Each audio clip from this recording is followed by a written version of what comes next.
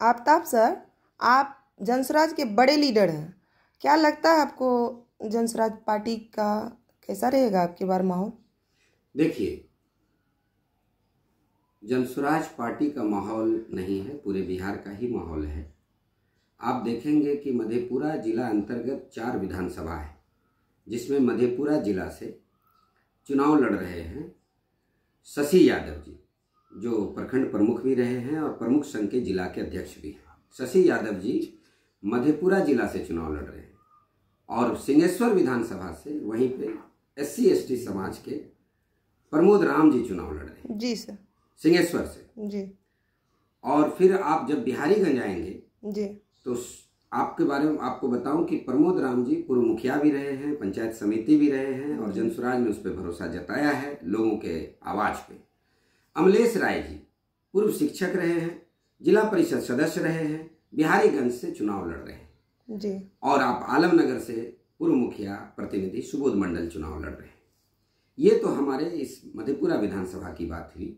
Overall जब surrounding की बात करेंगे, सुपौल विधानसभा, छातापुर और सोनबरसा विधानसभा से आप देखेंगे कि हाजरा पासवान साहब समाज से आते हैं, वो चुनाव लड़ रहे हैं। बगल में डॉक्टर अभय भागलपुर से चुनाव लड़ रहे हैं। एन केन प्रकार इनसे देखेंगे कि अमोद मंडल जी आपका चुनाव लड़ रहे हैं जी, रुपौली विधानसभा से। और इन तमाम चीज़ों को अगर छोड़ दिया जाए, हम लोग जनसुराज की अगर बात करें तो जनसुराज कोई पार्टी का नाम नहीं है, ये एक आह्वान का नाम है जी। और जनसुराज पार्टी में आज देखेंगे कि संस्थापक सदस्यों की संख्या अब तो 1.5 करोड़ हो गई है, लेकिन जिस टाइम पार्टी बनी थी उस टाइम 1 करोड़ थे पढ़े लिखे युवा युवती, जिसमें हर समाज से, चाहे वो किसी भी जाति के हैं, लगभग 200 जातियां हैं बिहार में, किसी भी जाति के हों, उसमें उन तमाम जाति के 5 से 6 हजार युवा युवती हर विधानसभा में जुड़े हुए, जो आज पिछले 3 साल से मेहनत कर रहे हैं, मशक्कत कर रहे हैं, बिहार को बचाने की लड़ाई लड़ रहे हैं और पूरी ताकत के साथ लड़ रहे हैं। और जहां तक आप मेरी बात कर रहे हैं, क्योंकि मैं एक मुस्लिम समुदाय से भी आता हूं और काफी हिंदू समाज में आस्था भी रखता हूं और काफी हिंदू समाज के लोग मेरे दोस्त भी हैं, और देखेंगे कि कई जिले का जब मैं भ्रमण करता हूं, कई विधानसभा का, और क्षेत्र की स्थिति जब देखता हूं, अमीरों से मिलता हूं, गरीबों से मिलता हूं, हर जात के लोगों से मिलता हूं,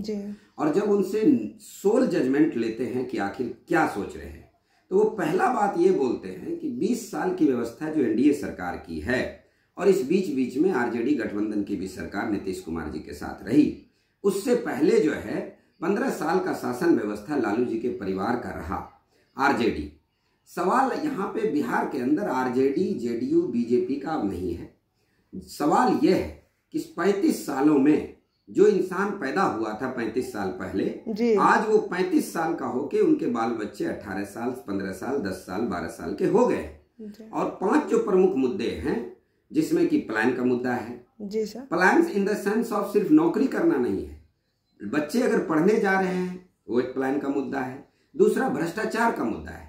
आप नौकरी में देखिए किस तरह का भ्रष्टाचार है, हर युवा बेरोजगार है, और जिनको नौकरी मिल भी रही है, सरकार ने ऐसी डोमिसाइल पॉलिसी लाई जिसके अंतर्गत बिहार के युवाओं को जॉब तो नहीं दिया गया, लेकिन दूसरे प्रदेश के युवा को इसी बिहार में जगह दिया गया, जबकि प्रायोरिटी होनी चाहिए थी कि पहले हम बिहार के बेरोजगारों को दें, गवर्नमेंट की प्रायोरिटी होनी चाहिए थी।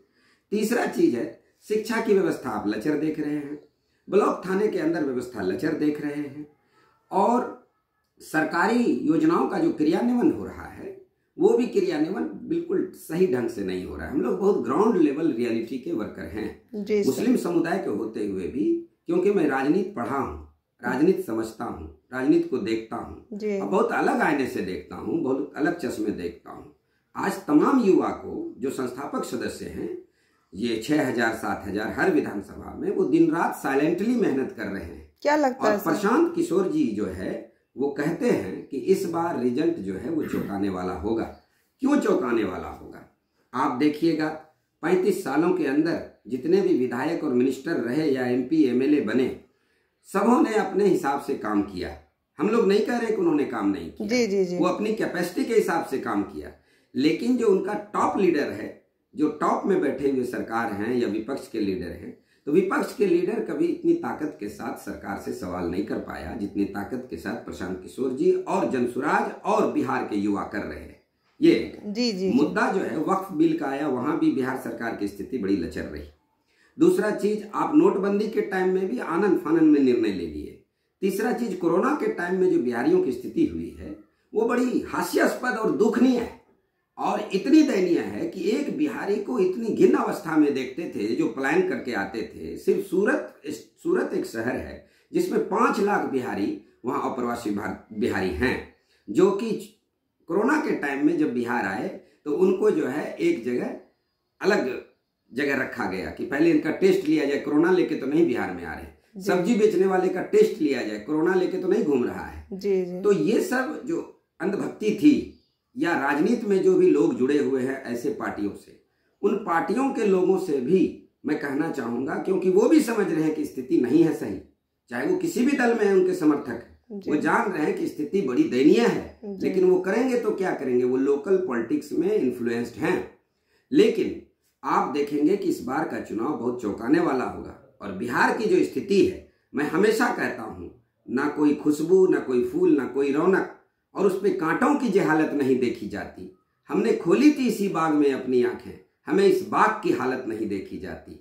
और रात तो रात है, ये रात ही होती तो कोई बात नहीं, रात तो रात है, ये रात ही होती तो कोई बात नहीं।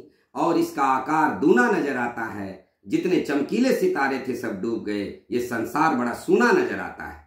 बिहार की जो अस्मिता की लड़ाई प्रशांत किशोर और जनसुराजी लड़ रहे हैं, तमाम जनसुराजी साथी आज नाउम्मीद हो चुके हैं, चाहे वो केंद्र से या राज्य से।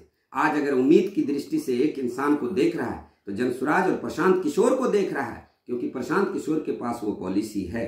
जब आप नजदीक से देखेंगे, आप उन जनसुराजियों से पूछिए जो ज्वाइन नहीं करना चाहते थे, और जब वो ज्वाइन किए, इसी मधेपुरा जिला में 2-3 साथी हम लोग मीटिंग लेते थे। जी सर। 2-3 साथी आज हजारों की तादाद में मीटिंग ले रहे हैं, और हर विधानसभा में जनसुराज पार्टी के लोग तो लड़ ही रहे हैं, प्लस बिहार के जितने युवा युवतियां हैं, पढ़े लिखे माँ बाप के बच्चे हैं, जिनके बाप गरीब हैं, जिनके बाप बेरोजगार है, जिनका बेटा बेरोजगार है, जिनकी माँ बेरोजगार है और जिनकी बहनें बेरोजगार है, वो पूरी तरह से त्रस्त है। सबसे ज्यादा जरूरी जो है, जो पॉलिसी फ्रेमिंग का काम किया है, वो बड़ा गलत किया है। एक बात। दूसरी बात, जात पात में बांटकर राजनीति करने वाले की अब खैर नहीं है। वजह है, आज देखिएगा प्रशांत किशोर जनसुराज पार्टी ने जिसकी जितनी संख्या उसकी उतनी भागीदारी। आज हमारे पार्टी में जनसुराज में कोई ऐसा जात नहीं है, कोई ऐसा धर्म नहीं है जो चुनाव नहीं लड़ रहा है। अगर पढ़ा लिखा कोई पासवान चुनाव लड़ रहा है, पढ़ा लिखा कोई राम समाज के लोग हैं तो वो चुनाव लड़ रहे हैं, अच्छे लोग अगर ऋषिदेव समाज के हैं तो वो चुनाव लड़ रहे हैं, मुसहर जाति के हैं तो वो चुनाव लड़ रहे हैं, और अगर कोई महादलित है तो वो चुनाव लड़ रहे हैं, दलित समाज के लोग चुनाव में लड़ रहे हैं, SC ST समाज के लोग लड़ रहे हैं, यादव समुदाय से बड़ी संख्या में लड़के लड़ रहे हैं। और आप देखिए अभी मोकामा में क्या हुआ, यादव समुदाय के साथ वहां पे जब जनसुराज के कैंडिडेट थे यादव समुदाय के लोग, वहां पे एक व्यक्ति विशेष के लोगों ने उस पर हमला किया। वहां पे कोई जात की राजनीति नहीं हो रही है, लेकिन उसी समाज में जो भूमियार समाज के पढ़े लिखे युवा हैं, वो आज यादव समुदाय और भूमियार समुदाय सब मिलके, मुसलमान समुदाय सब मिलके लड़ रहे हैं। अब हम दूसरे परिप्रेक्ष्य में बात करना इसलिए जरूरी समझ रहे हैं कि आज जो पूरे बिहार के अंदर मुसलमानों की स्थिति है, वो आज 35 साल से सिर्फ मुसलमान वोट बैंक है। 35 सालों से सिर्फ मुसलमान वोट कर रहा है। क्यों कर रहे हैं? RJD गठबंधन को कर रहे थे, इसलिए कर रहे हैं कि हम लोगों को लगता है कि तेजस्वी जी हमारी लड़ाई लड़ रहे हैं, राहुल गांधी जी हमारी लड़ाई लड़ रहे हैं। जबकि देखिए, राहुल गांधी जी मैदान से नदारद है। एक आध सभा करने के लिए कभी इमरान प्रताप गढ़ी जी को भेज रहे हैं तो सीमांचल के एरिया में भेज रहे हैं, मुस्लिम बहुल क्षेत्र में भेज रहे हैं, और नदारद है 10-5 सीट मजबूती के साथ लड़ रहे हैं। लेकिन जनसुराज 243 में 240 सीट बड़ी मजबूती के साथ लड़ रहे हैं, और जनसुराज में प्रशांत किशोर तो लड़ ही रहे हैं। आप देखिए आज जनसैलाब, इतना बड़ा जनसैलाब जिसमें हर जाति हर समुदाय के लोग हैं, मुस्लिम समुदाय, गैर मुस्लिम समुदाय के जितने युवा युवतियां हैं, फॉरवर्ड के, बैकवर्ड के, अति पिछड़ा, दलित, महादलित, आज सभी लोग देख रहे हैं कि स्थिति बड़ी अलग है, और बहुत उम्मीद की किरण से प्रशांत किशोर जी को देख रहे हैं।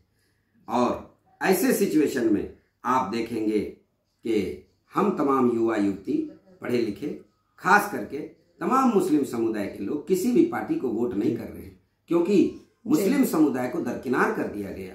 2% सीट, 2% वोट वाले को उप मुख्यमंत्री घोषित कर दिया महागठबंधन का। लेकिन 45 सालों से जिस मुसलमान का वोट लिया उसको सीट नहीं दिया, दिया भी तो नाम मात्र का दिया, हक के हिसाब से नहीं दिया।